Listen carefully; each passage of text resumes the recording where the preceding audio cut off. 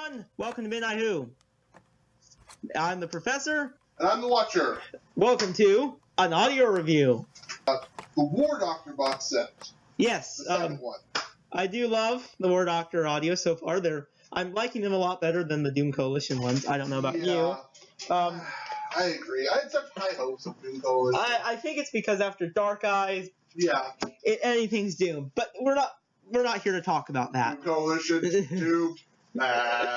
Funny joke, right? Yes. But let's talk about the very first story in this box set called The Legion of the Lost. Yes. I love this story. It's alright. I actually loved it. To me, the writer of it, John Dorney, created some really interesting characters. Yes, the characters were very interesting. And I was actually sad when a couple of them died. Yes, but then because I love that about this audio. He compiled, to me, the John Dorney compiled an adventure that felt right in place for this time warp. And Rebel Daleks?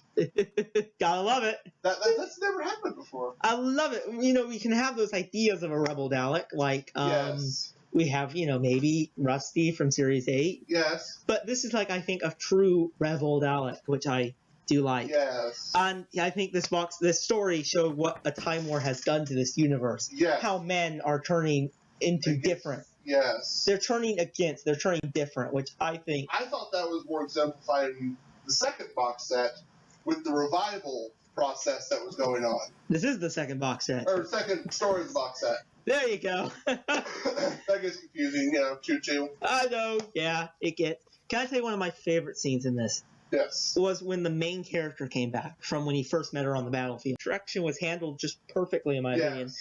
When I saw the shock and terror in the Doctor's face, you can kind of hear it, and then you can visualize. He's like, "What? How are you still alive?" I love that. To me, this story also raised some really good dilemmas. I don't know about you, yes, it did. Very good dilemmas. And it showed a different side of the Time War that I don't really think we've seen much.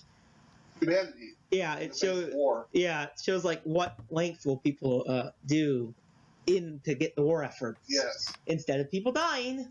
Yes. Let's keep them going, which I thought was really interesting.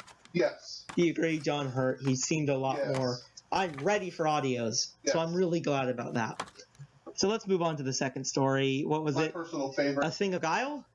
Yes. I love this story. I think it was the best in the box set, personally. I called this a classic Time Lord mission. Yes. It was a classic Time Lord mission. I love the idea of the fact that they were raising the Time Lords from the dead to fight this Time War once again. And then you see what happens in this story, where it's continuing, yeah. And I love that idea. And then the fact that in this story, it becomes such a dilemma. Mm-hmm. The generals are thinking loss of life versus casualty, which is very low because this machine, or necromagic, yes, I think it's called. Yeah, I think so, yeah. That could bring them back. And the doctor's wondering about the side effects. And yeah, I love the that. Fact that what is this machine doing to the psyche of the people? Are they driving them insane? Will these soldiers be fit to battle anymore? It's kind of funny. I love, this box set and the last one seems about Dalek secret missions, like bases, their secret plans. One thing I found interesting was the shock collar on the Doctor by Cardinal Elistra. I was like, wow. That was such a huge role in this box set. That plays so much into the next story. But one thing I love is you can see the Doctor being more condescending. Yeah. He was a lot more like, oh, I don't know why I love the story. It's just a great story. I think I love the worm, the little worm creature in it. Yeah. That we see. It's not very long, I don't think, but it was still good. And to me, the Doctor being, in the last story, you are now officially a war criminal. Yeah. And now it continues in this box set. I think that is just phenomenal. The Doctor, aka War Doctor, is now a war criminal? Yes. This is like your classic Doctor hero now grown up, in my opinion. And the idea of these devils coming back to life in the people's heads, that is very shocking as well. Oh God, yes. Oh gosh, yes. You know, I do feel though sympathetic toward the Doctor of how he's being treated. I think he just. I also hated Cardinal Elistra in this one. But you start seeing more of her character though in this story. She's a little bit different than you remember. She's a bit more brash now, I feel. Yes. But you also see the Time Lords a bit differently. They want the Doctor around, yet they don't want him around. Yes. So I find that interesting. A lone agent, basically. I kind of like a lone wolf. Because of the fact that he's been around so much of this galaxy, he knows stuff that the Time Lords can only dream of. Yes, he's just Yet everywhere. The Time Lords, also because of the Academy and stuff, know more than the Doctor could ever dream of. Yes. It's kind of like the idea of book smarts versus street smarts. It's just the Doctor is on a different level. Like you said, he was bored. Yes. He left to leave. Of course, thanks to Doctor Who the show, he actually left because of Clara. We don't talk about that. But we try to forget that, you know. The thing I find interesting, though, is it's a Cardinal Lister back on her before we go to the next story. She's more three-dimensional, I feel, in this box set. Do you agree? She's a bit more... She kind of trusts the Doctor. She doesn't want him to trust her.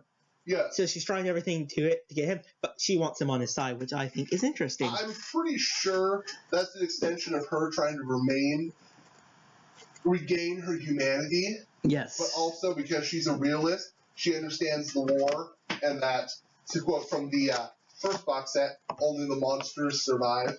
Oh, yes. So yeah, Secret Dalek Facility. What better than that? Yep. Lastly is a great story called The Neverwin. Second best in my opinion. I actually like The Neverwin a little bit more. Not by much to The Thing of Guile, because I just love the concept of this. How I thought it got never seen it. Convoluted. Not as convoluted as some of the elements in Doom Coalition 2. Yeah. Oh. Don't mention that.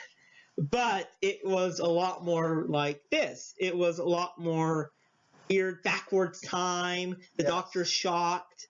I think this wraps up this box set really nicely. Yes. I think you really see something new with the Doctor. It takes the Doctor in a different direction. Yes. And I'm really interested where this takes in War Doctor 3. Do you agree? Is that the last box set, or is there another one after? There's a 4. Okay. And then we get an 8th Doctor box set in the early days of the Time Wall. And I believe in July you're going to have a Sontaran story with the 8th Doctor in the early days of the war. So we got a lot more Time War. But after Doom Coalition, I'm a little worried. Well, this is about War Doctor, though. Yeah. Back to the War Doctor. To me, though, I think what Big Finish is doing is phenomenal with the War Doctor. Yes. I think he's awesome. I think what they're doing is A-OK. I can't wait when he meets Leela. Yes. That is going to be interesting. Imagine a savage warrior, a man who has to become a warrior. Ooh. I think that is going to be a very interesting dilemma. So, I think we've rambled on about this box set a lot. What would you rate it? I give it a 9 out of 10. 9 sounds about right. I'm the Professor. And I'm the Watcher. We're signing out. Have a fantastic day. Bye, everyone.